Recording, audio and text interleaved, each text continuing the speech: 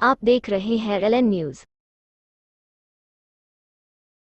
जनाना महल, मर्दाना महल ये ऐतिहासिक जगह पर आए हैं और ये जगहों के बारे में मालूमात जो है तो राशिद सिद्दीकी साहब देने वाले हैं हमें। ये जो अभी आप दो रोज से फेसबुक के ऊपर जो मैटर देख रहे हैं, अभी आपने ये जो सीन वगैरह लिया, जो दीवार तोड़े, तो उसके अलावा आपने ये महल का देखा कि जो दरवाजे वगैरह का जो मामला है, और उसके करीब में एक बड़ी दीवार है जो तारीखी दीवार कहलाती है। तो कॉलेज वाले जो लोग हैं और कुछ काम करने वाले जो पीडब्ल्यू के लोग हैं, ये जो है तारीखी चीज़ों को तोड़कर फिर उसको बना रहे, तो ये हमें समझ में नहीं आ रहा उसकी वजह क्या। दूसरी चीज़ ये है, ये प्योरली वक्फ लैंड है। इस पर ऑलरेडी एक दरगाह है, उस दरगाह के हम लोग जिम्मेदार है। एक कमेटी बनी हुई है, हमारे खान साहब यहाँ के उसके सदर हैं और उसमें हम जिम्मेदार हैं, हम 7 लोग हैं। बोलने का मतलब ये है हमारा कि एज पर वक्फ एक्ट 1995 के तहत हर भारतीय मुसलमान को ये अधिकार है कि वह वक्फ प्रॉपर्टी प्रोटेक्ट करे, उसको बचाए। वफ़ को गालियाँ देकर वफ़ के अधिकारियों को भला बुरा बोलकर कोई मतलब नहीं है। जो चीज़ हम कर सकते, क्योंकि मेरा भी ताल्लुक़ जो है प्रॉपर्टी एक्टिविटीज़ के तौर पर है। मैं एक तकरीबन 12 साल से मैं जो हूँ प्रॉपर्टी लाइन में ही लगा हूँ।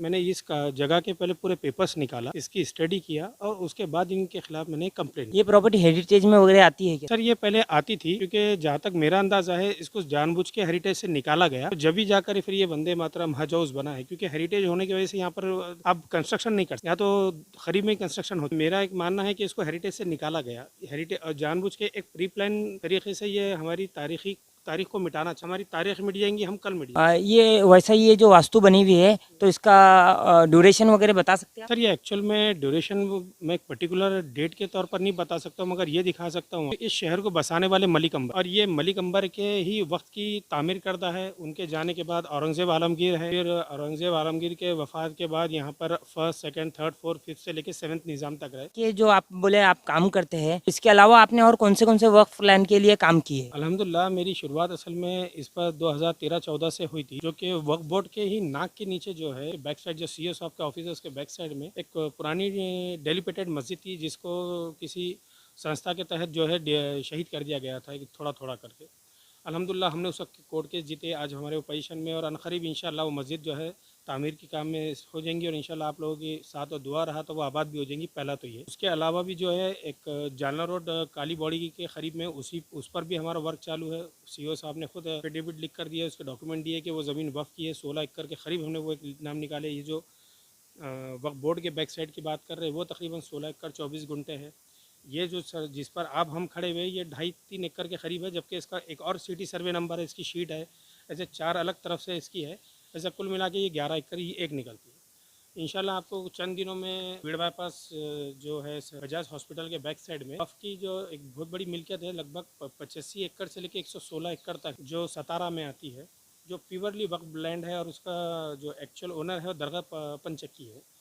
तो वो तकरीबन वर्ग 2 से बाहर निकल के मालकी हक हो गई, NA 44 हो गया, उस पर गुंटेवारी हो रही है, उस पर कंस्ट्रक्शन हो रहा है, और आज जो है वो अरबों खरबों की प्रॉपर्टी बन चुकी। वो एक इंशाल्लाह प्रकरण बहुत जल्द आने वाला है। उसी तरह हरसुल का अनकरीब आने वाला है।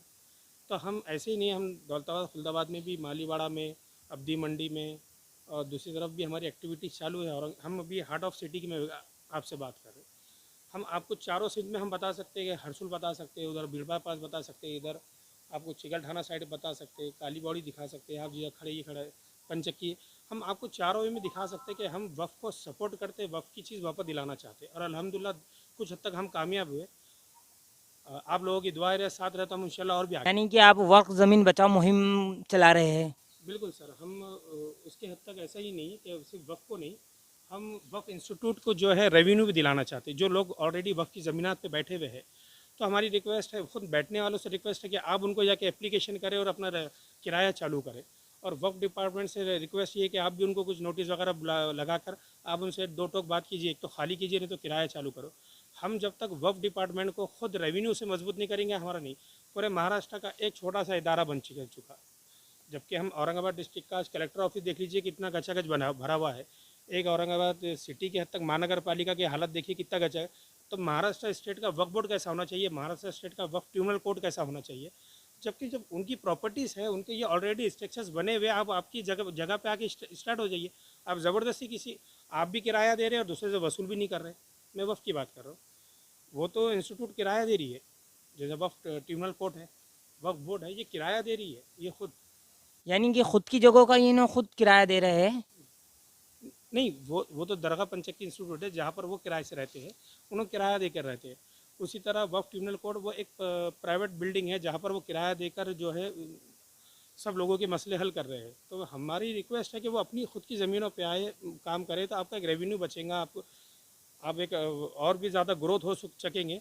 और उस चक्कर में वो लोग जो ज़मीनात पे बैठे हुए हैं और ये वैकेंट है, हमारे पास कुछ डेटाज है, हमने बहुत सारा वर्क कर चुके, 10-12 साल से हम इस लाइन में लगे हुए हैं।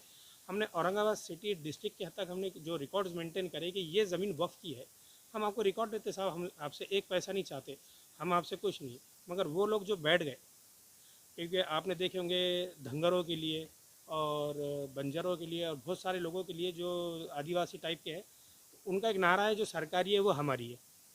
तो वो जो वफ़ की है वो सबकी हो सकती।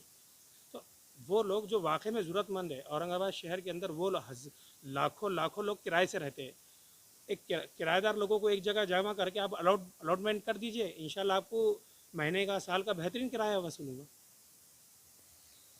सर ने बताया है कि वक्फ़ की लैंड औरंगाबाद सिटी में देखा जाए तो बहुत सारी है, और वक्फ़ की लैंड जो है तो यतीमों बेवाओं के लिए रहती है, और उन्हें उनका हक़ मिलना चाहिए। इमाम मौज़म ये लोगों को इनका हक़ मिलना चाहिए। इसलिए जो है वक्फ़ बोर्ड ने अपनी ज़मीन अपने ताबे में लेके उसको अलाउड करना चाहिए जो यतीम, मिस्कीन, ज़रूरतमंद है। Thank you.